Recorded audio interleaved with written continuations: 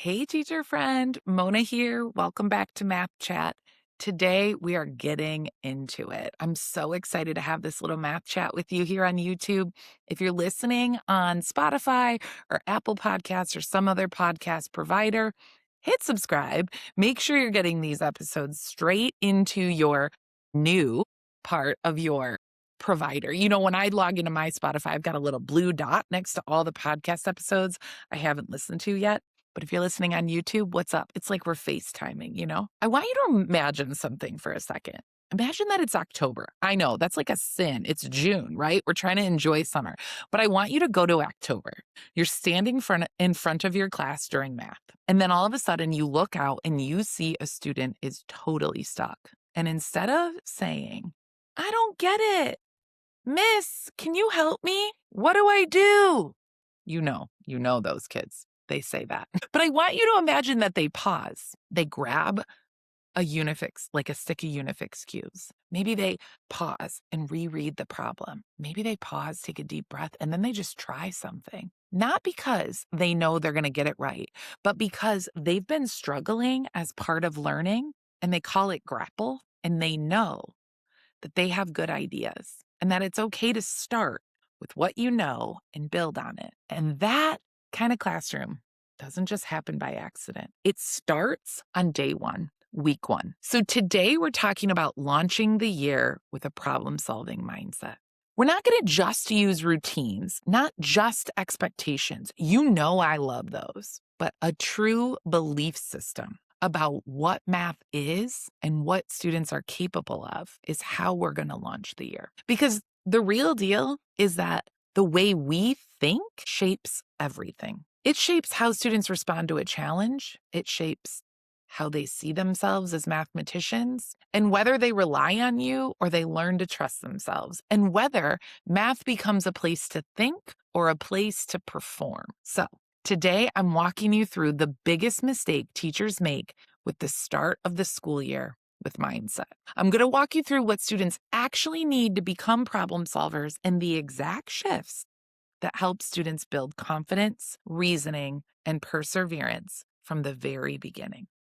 Okay, let's dive in. The biggest mistake that we make is one I think is pretty common, because we spend weeks of teaching students how to follow directions, but a lot of times we don't give them the reason why, or even an opportunity to think and try and talk. You know what I'm talking about? An opportunity to try. What often happens is we over-scaffold, we over-model, we over-explain. And I'm not just talking about how to get in line.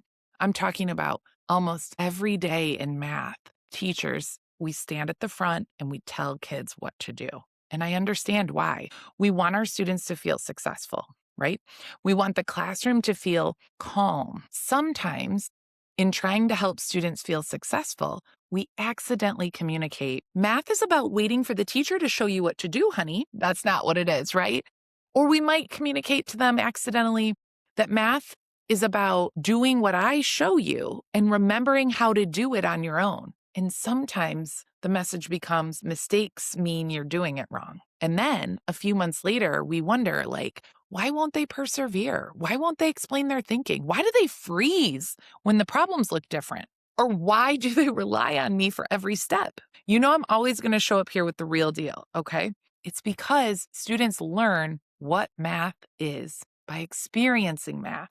And if math is always watch, copy, repeat, students learn that math is complacency. But if math is notice, wonder, try, discuss, revise, students learn that math is thinking and reasoning and that everyone is capable of that. That's the kind of classroom that we want to build from day one. Am I right? So, launching the year with a problem-solving mindset means helping students believe I can try before I know every little thing. Mistakes help me learn. My ideas matter. I can use tools and models and drawings because that's how we do math here. This one, I can learn from my classmates. Whether it's looking at their paper to learn from their work, or learning from their work when they share it up at the board, or learning from them in a discussion, I learn from my classmates. Struggle is normal. Math is about making sense.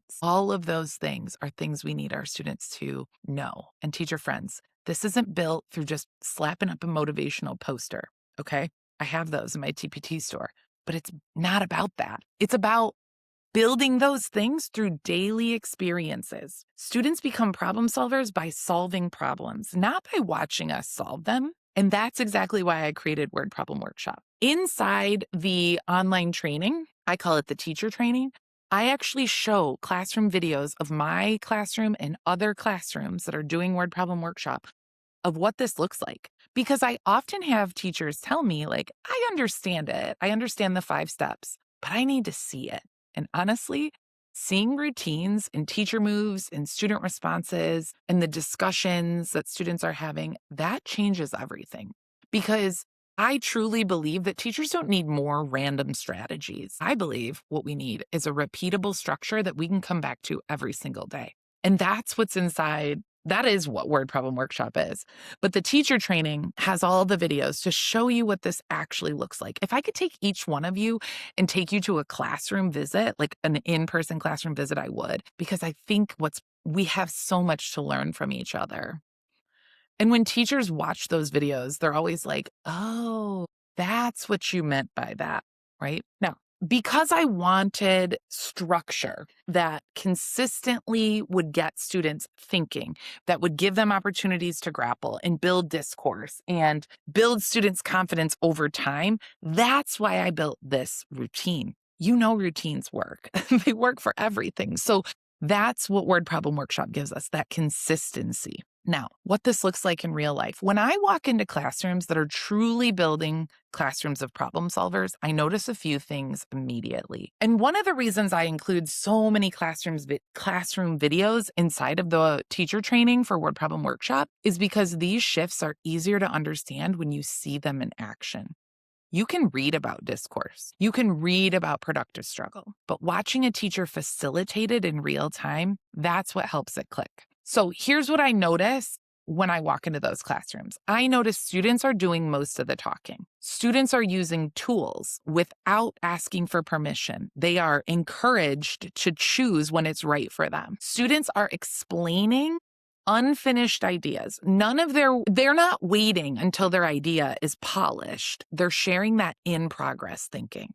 And here's another one. Teachers are listening more than rescuing or helping. Teachers are listening and getting curious about student thinking. And maybe most importantly, students are not afraid to be wrong. That's huge. And it's one of the things that stands out to people when they visit these classrooms. They're like, wow, all of those kids were so brave. They all were just solving. That's because a classroom full of problem solvers is not a classroom where students always know the answer. It's a classroom where students trust themselves enough to try. I remember being in a classroom where a student got stuck and immediately said, oh, wait, let me just try a different strategy. Just like that. And I was like, what?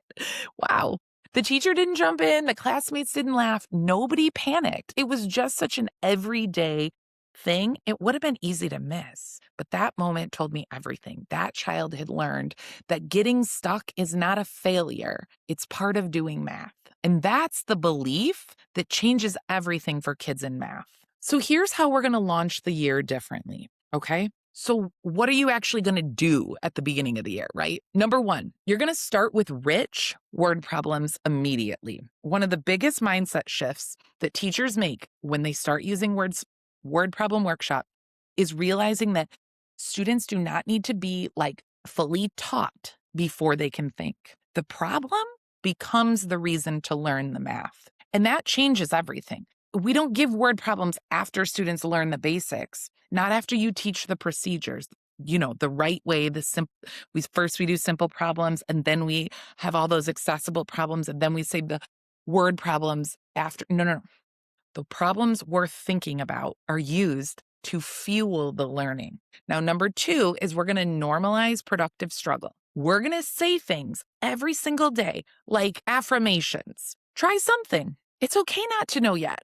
What do you notice about this problem? What could you do first? We have to stop treating struggle like an emergency and start helping students feel productive in a struggle. And that happens with how we message it, how we start the year approaching it. And number 3, we're going to start the year by talking less, okay? Inside of the Word Problem Workshop book and in the teacher training, I feel like I say it all the time, but it's the hardest thing to do. But I'll tell you what, it's the most transformational when teachers shift to talking less. They're not rescuing, they're not over-explaining, they're not paraphrasing what every student says, they're facilitating instead of performing. And when teachers use this, when they see it happening in classroom videos, I feel like there's this revelation where it's like the students can do the talking. They can carry the conversation way more than I thought that they could. I know this one's hard, okay? Because when you're in the moment, it feels like the right thing to be doing, teaching, right? But if we want students to be thinking, we can't do all the thinking out loud for them. What we have to do is ask questions and pause and listen and let students explain. Here's the thing that really set this one over the edge for me as a teacher, because people talk about wait time all the time. But I was like, okay, yeah, you ask a question, then you count to 10 in your head.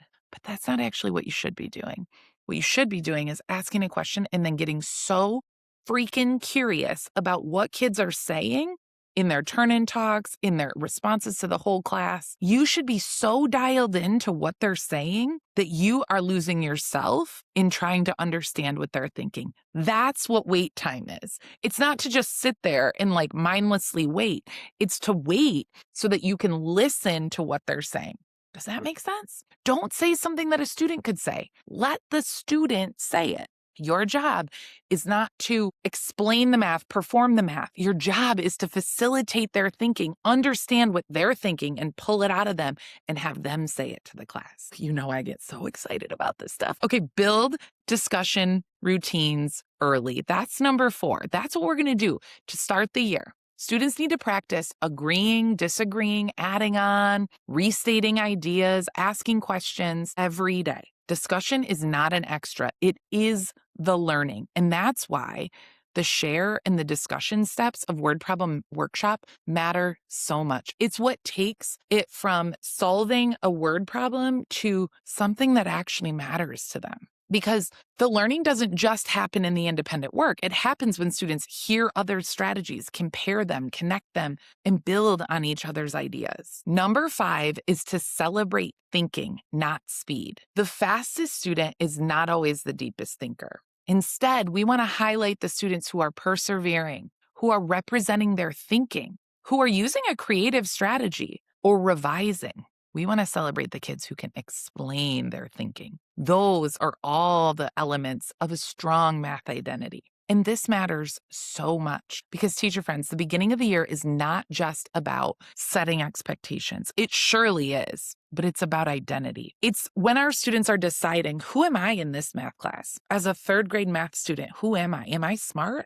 Is she going to want me to do math like, is it all about the answers in here? Or does she care about what do I do when I get stuck, right? They're asking themselves questions like, should I speak up or should I not? Is my voice valued here? And the experiences that we create answer those questions for our students.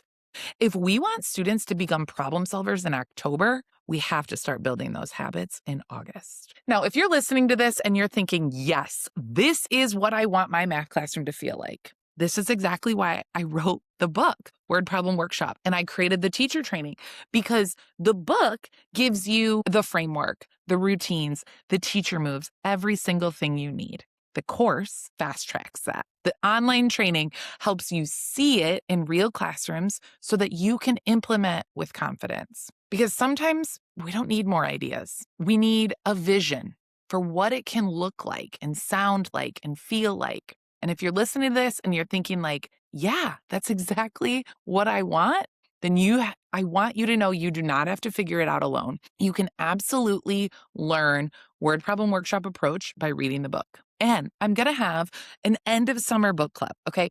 I got to take some time to reflect and recharge early this summer in June and July, and so do you. But look for it at the end of July and August. Go to monamath.com/book club and check out the details. If you want to read Word Problem Workshop, let's hop on a Zoom and talk about it this summer.